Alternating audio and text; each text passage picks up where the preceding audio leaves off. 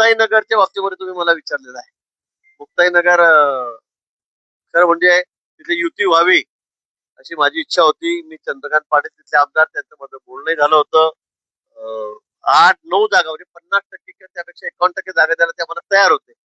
पण रक्षाताईंचा खूप आग्रह होता की नाही नाही आपल्याला सोहळ्यावर लढवायचं आहे, सोहळ्यावर लढवायचं आहे. त्यांचा आग्रह होता, त्यापेक्षा त्यांच्या घरून बाबाजींचा फार आग्रह होता.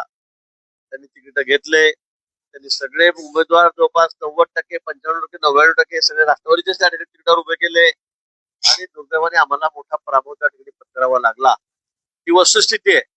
आणि लोकांना आजकाल हेही चालत की तुम्ही घरातल्या घरात प्रत्येक वेळेला सगळेच पक्ष बदलाल, सगळेच पक्ष ठेवाल, या पक्षाचा उमेदवार झाला सगळे त्याच पक्षाचं काम कराल, भाजपत आला की सगळे राष्ट्रवादीचे तुम्ही प्रमुख नेते, राज्यातले आमदार तुम्ही पुन्हा कमळाचा प्रचार कराल, तरी धनुष्यबाणाचा कराल.